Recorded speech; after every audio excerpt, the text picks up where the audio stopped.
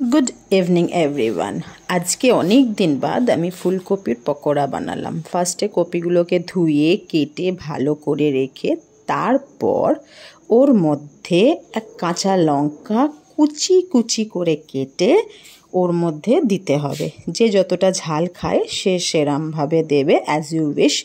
बेशी खेले बेशी, कम खेले कम, जेटा जार भालो लागबे। आरो जदि कोनो भेजिटेबल्स ऐड करते चाय ऐड करते पारे, बाट आमी सेटा करिनी, आमी शुधु काँचा लंका दिएई दिएछि।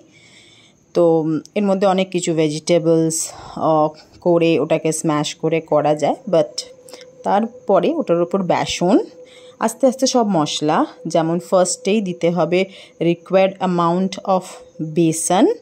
देन आमी दिएछि आमार काছে छिलो मैगी मसाला।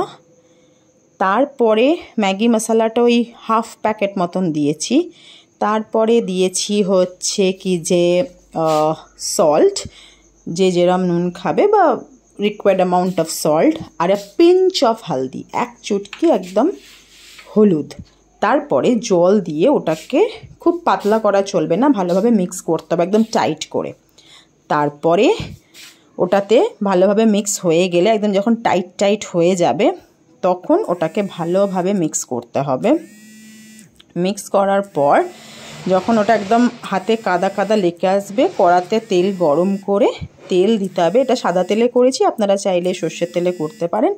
तारपरे फुलकपिगुलो आस्ते आस्ते चामचेर साहाज्ये बा हाथेर साहाज्ये तेलटा खूब मिडियामे गरम करे तार मধ্যে একটা একটা করে ছাড়তে হবে। খুব বেশি গরম করে ফেলবেন না, তাহলে জিনিসটা ভেতরটা কাঁচা থেকে যাবে, বাট ওটার ফ্রাই ভালো করে হবে না। তো ওটাকে দিয়ে এবারে ওটাকে হালকা আঁচে একদম লো ফ্লেমে ওটাকে মিনিমাম 5 মিনিটস মতন রাখলেই দেখবেন একদিকটা ওটা রেড কালার চলে আসবে। এবারে যা যতটা रिक्वायर्ड आछे ततटा अमाउंट अफ तेल देवें, सेई मतन भावे भाजबें। एकदम डुबे तेले आमी करिनी, आमी जस्ट नर्माल जतटा रिक्वायर्ड अमाउंट अफ अयेल लागे आमी ततटाई दिएछि। एइबारे ओटाके एकटा एकटा एकटा करे दिए तारपरे ओटाके फ्राई करते हबे भालो करे। मिनिमाम धरुन 5 मिनिट्स मतन, 5 to 7 मिनिट्स मतन ओटाके फ्राई करते हबे। যেই একদিকটা ফ্রাই হয়ে যাবে, রেড কালার হয়ে যাবে, তখন নেক্সট পার্টটা দিয়ে ভালো করে ফ্রাই করবেন। দেখবেন একদম মুচমুচে ক্রাঞ্চি হয়ে গেছে। খুব ভালো করে ফ্রাই করলে মুচমুচে ক্রাঞ্চি হয়ে যাবে, তখন it is ready to serve. সেটা আপনি এবারে সস দিয়েও খেতে পারেন অ্যাজ ইউ উইশ।